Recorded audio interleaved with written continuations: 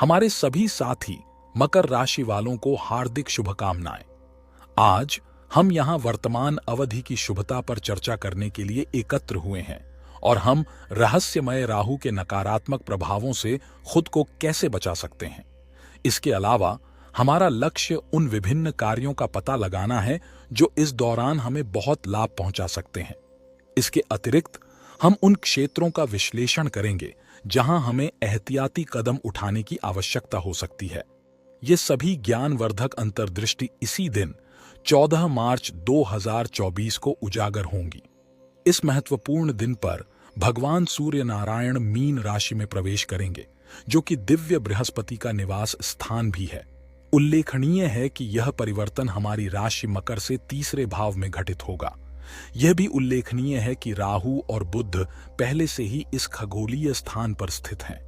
यदि बुध आकाश में दिखाई देता है तो यह ग्रह के साथ एक मजबूत गठबंधन का प्रतीक है और बुध को सभी ग्रहों के बीच राजकुमार माना जाता है। जब सूर्य उगता है तो बुध भगवान सूर्य को प्रणाम करते हैं और उनका गर्मजोशी से स्वागत करते हुए कहते हैं, आओ सूर्य नारायण, आपका हार्दिक स्वागत है।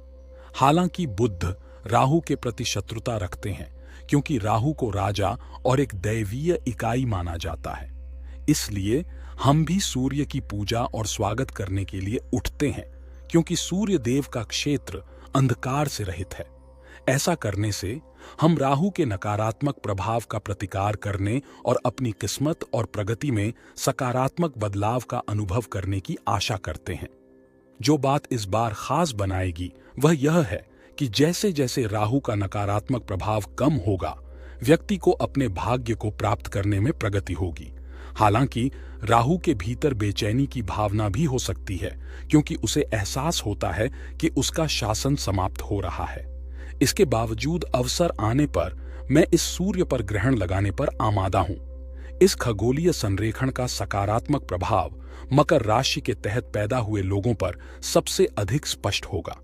8वां घर, जो जीवन में बाधाएं पैदा करने के लिए जाना जाता है, 8वें घर के स्वामी के तीसरे घर में संक्रमण से प्रभावित होगा। मैं वर्तमान में अपने जीवन में चुनौतियों से उबरने का साहस जुटा रहा हूं। सूर्य देव मुझे कड़ी मेहनत और दृढ़ संकल्प के माध्यम से अपनी समस्याओं से निपटने की शक्ति प्रदान कर रहे हैं। तीसरा घर हमारे हाथों और प्रयासों का प्रतिनिधित्व करता है, जो सकारात्मक परिणाम का संकेत देता है। हालांकि 8वां घर परिवर्तन और अनिश्चितता का प्रतीक है, जिसमें राहु के प्रभाव के कारण बेचैनी की भावना बनी रहती है। याद रखने योग्य एक महत्वपूर्ण तारीख 26 मार्च है, जो बुधवार को पड़ती है। एक घर आगे बढ़ने से आपके भाग्य में महत्वपूर्ण सुधार आएगा, खासकर जब नवमेश मौजूद हो। जब 9वें घर का स्वामी चौथे घर में गोचर करता है तो बुध का आगे बढ़ना आपके लिए भाग्य के द्वार खोलता है। इसके अतिरिक्त 6ठे घर का स्वामी बुध नौकरी, करियर और व्यवसाय में आपकी प्रगति का समर्थन करता रहेगा। हालांकि इस घर में केवल सूर्य और राहु के रहने से राहु द्वारा किसी भी समय सूर्य देव के लिए खतरा पैदा करने की संभावना है। 8 अप्रैल 2024 की विशिष्ट तिथि पर षड्यंत्रकारी ग्रह राहु की उपस्थिति एक महत्वपूर्ण घटना की संभावना को खोलती है। इस दिन ठीक शाम 9 बजे राहु सूर्य देव पर हमला करने का मौका पकड़ लेता है। साजिश को बढ़ाते हुए चंद्रमा भी तीसरे घर में स्थित होगा, जिसके परिणाम स्वरूप एक शुभ संयोग बनेगा, जिसे सोमवती अमावस्या के रूप में जाना जाता है। ऐसा इसलिए है क्योंकि सूर्य ग्रहण अमावस्या की तिथि के साथ मेल खाता है, जिससे सूर्य को ग्रहण अवधि के दौरान अपना प्रभाव डालने का मौका मिलता है, जो 4 घंटे और 25 मिनट की अवधि तक चलता है।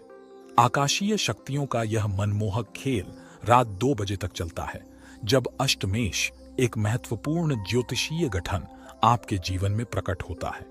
ग्रहण की अवधि के दौरान सावधानी बरतना और कुछ बातों का ध्यान रखना जरूरी है। खास तौर पर 8 तारीख को पड़ने वाले ग्रहण से 2 दिन पहले और 2 दिन बाद तक अतिरिक्त सतर्कता बरतने की जरूरत है। 6 तारीख से 10 तारीख तक अपने वित्तीय लेन देन में सावधानी बरतना महत्वपूर्ण है। यह 8वें घर के स्वामी व्यक्ति के महत्वपूर्ण प्रभाव के कारण है, जो सीधे तौर पर हमारे वित्त से संबंधित है। सलाह दी जाती है कि इस दौरान दूसरों पर आसानी से भरोसा न करें, क्योंकि ऐसा करने से कठिनाइयों का सामना करना पड़ सकता है। इस दौरान अपने सामान की सुरक्षा करना और उसे गोपनीय रखना जरूरी है। 8वां घर हमारी गुप्त गतिविधियों से जुड़ा है और इस दौरान सकारात्मक परिणाम सुनिश्चित करने के लिए हमारे कार्यों के प्रति सचेत रहना महत्वपूर्ण है। मां जगदम्बा के प्रति श्रद्धा रखना जरूरी है। राहु के पास एक मायावी प्रकृति और अद्भुत बुद्धि है, जिसके कारण उसे मृत्यु के देवता भगवान शिव की शरण लेनी पड़ी और उसने पूरे विश्व को शक्ति प्रदान करने वाली मां दुर्गा की पूजा करना शुरू कर दिया, जिन्हें शक्ति स्वरूपा भी कहा जाता है।